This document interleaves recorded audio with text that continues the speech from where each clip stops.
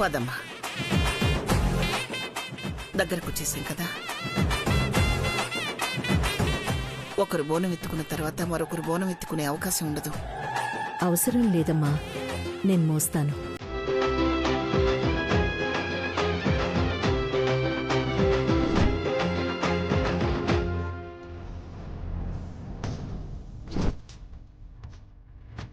వదినా, ఏంటి? ఉంది కదా అని ఇంట్లో ఉన్న బెల్లపు దిమ్మలన్నీ బోనంలో పెట్టాం. పాపం ఆ బరువుని అనుపమమ్మ ఎలా మోస్తుందో. ఏంటి అంత జాలిపడుతున్నావు?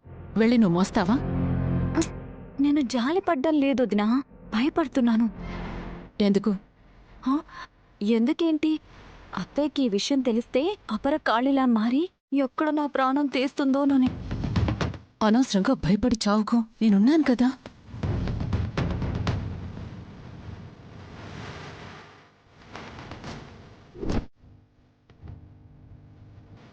నాకింకో అనుమానం కూడా ఉంది, అడగనా వదినా? నేను తిని కూడా అంత బెల్లం పెట్టుంటే బాగుండేదే. అబ్బా, చెప్పేది వినోదినా. అత్తయ్యకి ఇంకెవరికీ తెలీదు అనుకుందాం, కానీ అమ్మవారికి సమర్పించే బోనంలో మనం అనుపమమ్మని బాధ పెట్టాలని బెల్లం దిమ్మలు పెట్టాం కదా. ఆ అమ్మవారికే కోపం వస్తే?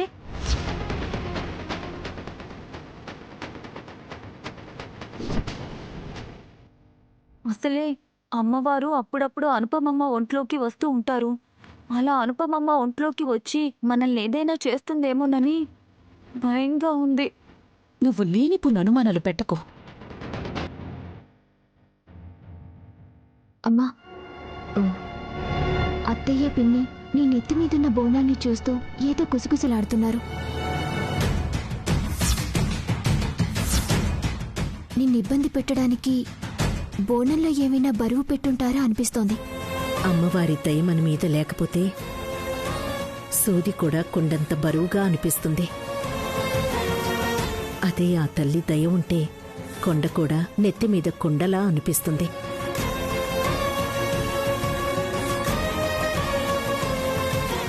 నువ్వేం కంగారు పడకమ్మా. నువ్వు నీ పిట్ట ఇద్దరూ క్షేమంగా ఉండాలని నేను మోస్తున్న బోనం ఇది. అంతా ఆ తల్లే చూసుకుంటుంది. ఆ తల్లే నన్ను నడిపిస్తుంది.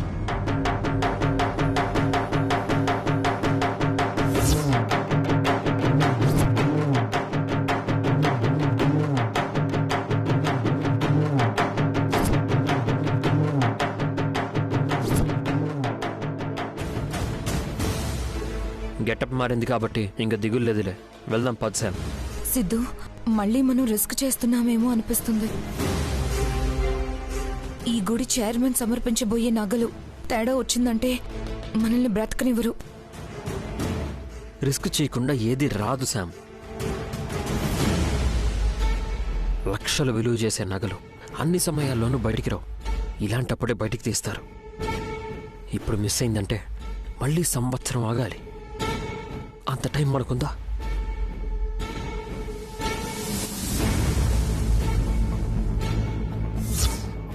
అన్నా ఇదిగో ఈడున్నాయి. అవురా, తీసుకుందాం నాడు. జరంత సోచయించే, మనం పోయి ముడుపు కడితే ఏమొస్తుంది?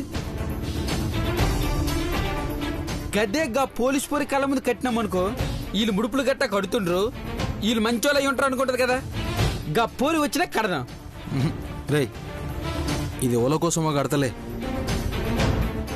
పాప కోసం ముడుపు కడుతున్నాం అంతేగాని గా పోరి ముంగడ షో చేయని కాదు.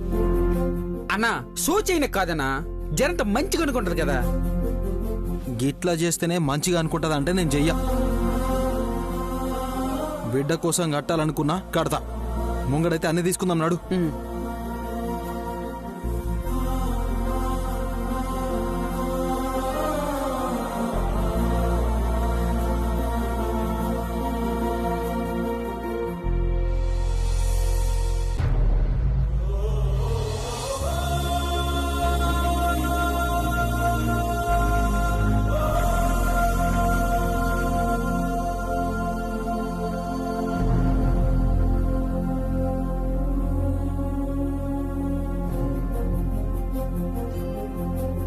శామ్, ఏం నువ్వు రెడీ అయిపోయాక ఆలోచిస్తావు? వెళ్దాం పద.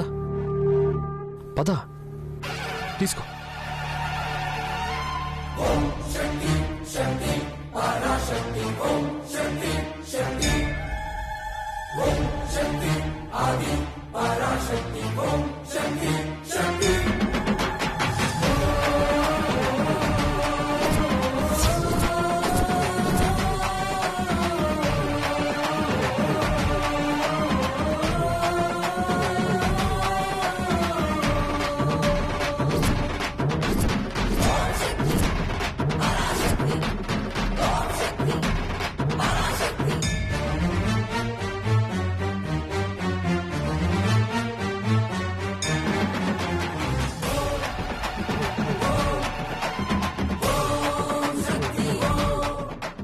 నాతో పాటే పైకి తీసుకెళ్ళిపోతాను. ఓ దెయ్యం రక్త పిచాచిగా మారి మీ రక్తం తాగుతుంది.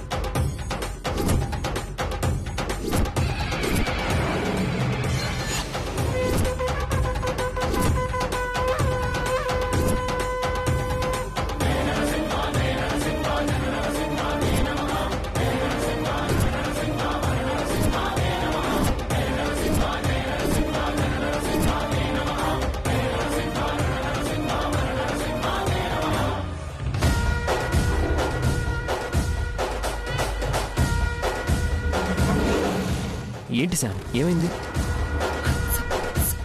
శౌర్య సిద్ధు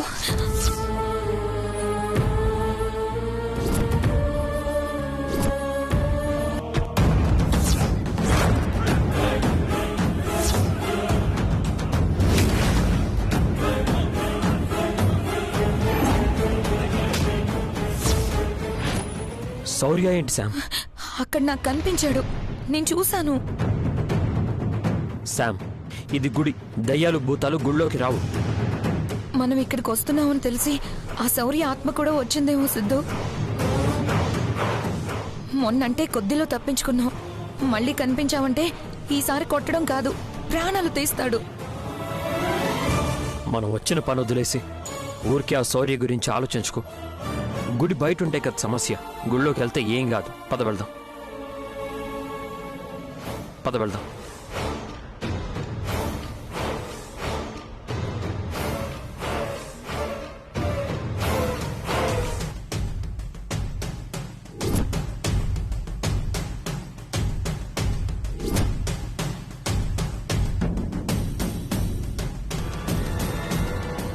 అన్నా,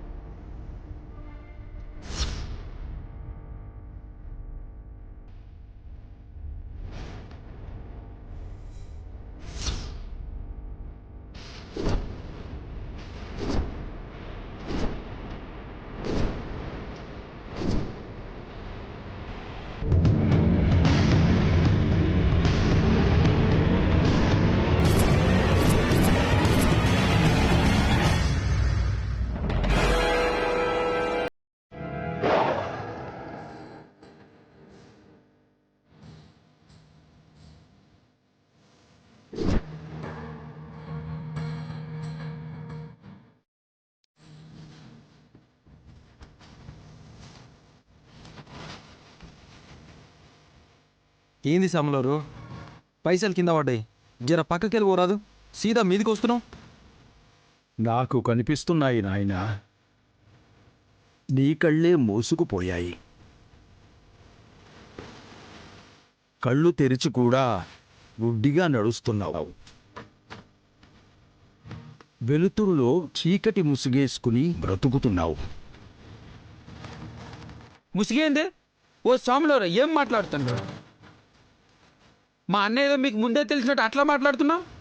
నాకు తెలియంది కాదు. మిమ్మల్ని చూస్తే మీరేంటో తెలుస్తుంది.